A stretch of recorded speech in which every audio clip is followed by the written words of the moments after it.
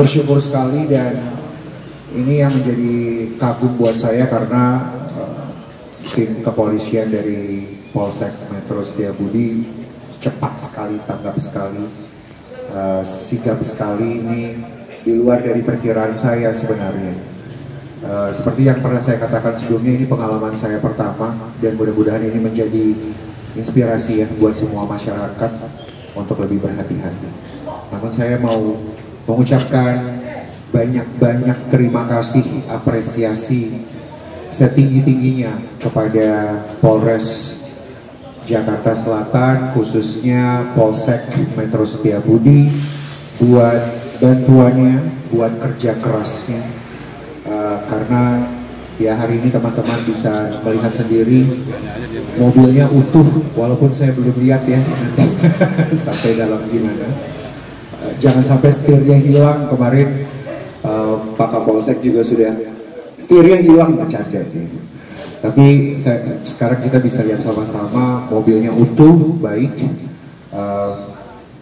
Ini menjadi pembuktian bahwa teman-teman kepolisian memang betul-betul bisa membantu kita dan sungguh saya bisa bersyukur dan terima kasih buat semua juga teman-teman media, semua sahabat-sahabat saya ini, khususnya Bang Sandi Arifin juga di sini yang dari awalnya orang pertama yang saya telepon pagi-pagi.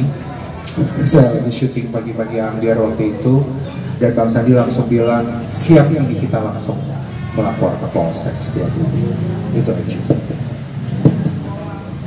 Ya. Ketemu sama pelaku gimana caranya? Melalui orang kah atau melalui yayasan? Oh, itu sudah saya jelaskan ya. Jadi saya kenal Bapak ini dari sahabat saya, teman sekerja sebenarnya. Sahabat saya ini seorang fashion stylist.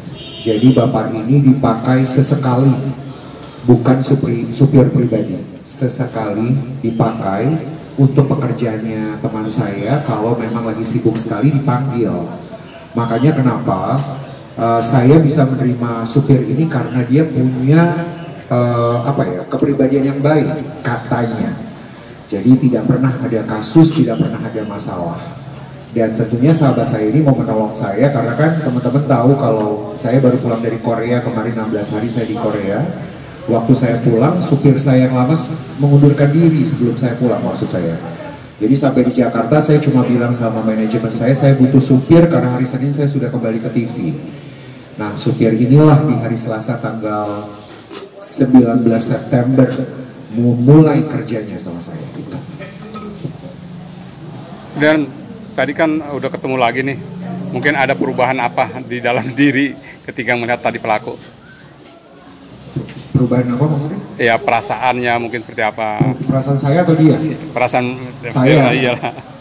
Wah, ini campur aduk, capek sebenarnya saya, Pak. Saya capek sekali karena nggak pernah terpikirkan kalau saya tuh harus berurusan yang cukup panjang.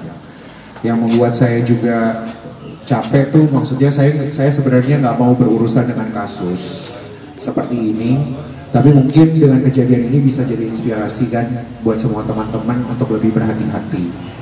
Kalau ditanya saya ketemu Bapak ini gimana perasaan saya, awalnya kesel memang, malah sebelum ketemu tuh saya marah tentunya, tapi waktu saya ketemu, wah itu campur aduk ya. Karena dia orang tua sekali bahkan. Jadi saya malah diingatkan, saya bingung juga kemarin waktu kalau manajer saya marah, tapi saya duduk di sebelah manajer saya mau nangis melihat Bapak ini. Karena gak nyangka gitu, usia kan gak panjang, beliau udah tua banget gitu. Jadi saya ngerasa, saya coba bertanya sama dia kenapa saya gitu. Dan kenapa baru sekarang itu dia melakukan itu, karena dia udah tua sekali. Jadi kalau ditanya saya ada kasihannya, saya ada marahnya, tapi ini dia pergumulan saya nih sekarang ini untuk bertanya sama diri saya dan berdoalah, karena memang saya diberikan waktu gitu untuk berpikir keputusan apa nantinya yang harus saya lakukan. Saya juga lagi ngobrol sama banyak teman-teman. Ya, yang penting mudah-mudahan ini jadinya baiklah. Itu aja.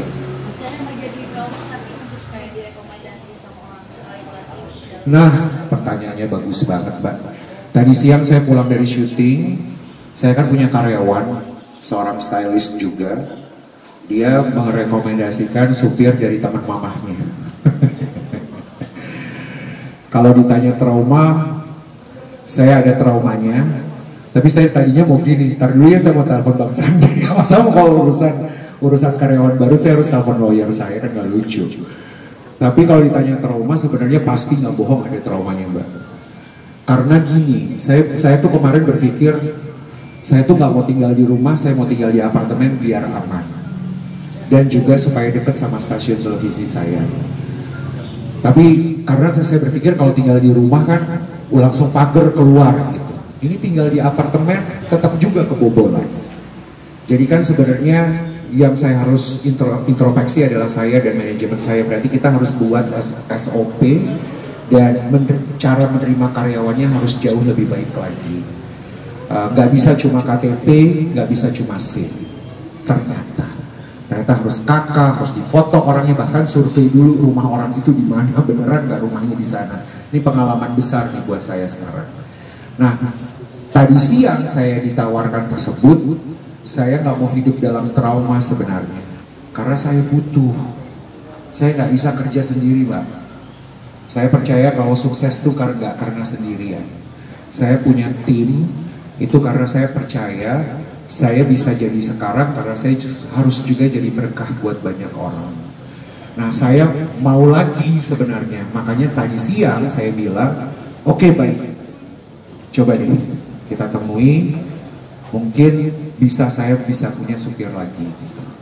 Pak Karen tadi kan bilang lagi bingung ke depannya mau gimana terhadap si pelaku ini, apakah itu ada membuka jalur damai apa gimana Kak Karen? Kasih saya waktu ya. Kasih saya waktu nih, teman-teman dari kepolisian, Bang Sandy juga bilang, Kak nggak perlu jawab sekarang, masih ada waktu. Jadi nanti Bapak Kompol juga teman-teman kepolisian di sini nggak usah buru-buru, udah nggak apa-apa. Makanya saya bilang sama Bang Sandy kemarin, Bang, saya berdoa dulu ya. Terus dia bercanda, Bang. Dia berdoanya 24 jam ya, biar dapat jawaban. Ya saya kasih saya waktu ya, Mbak. Saya kasih waktu. Dia sempat minta maaf nggak? Minta maaf, dia minta maaf, dia menunduk, dia minta maaf. Tapi kemarin waktu dia harus kembali lagi ke sel, saya bilang, Bapak harus tahu ya, saya maafkan Bapak. Ini secara pribadi, tapi Bapak harus terus bertanggung jawab dan melakukan proses ini. Biar teman-teman dari kepolisian terus melakukan proses tersebut, dan Bapak harus bertanggung jawab. Karena ini di dalam media pun juga harus bisa melihat bahwa ada pertanggungjawaban gitu.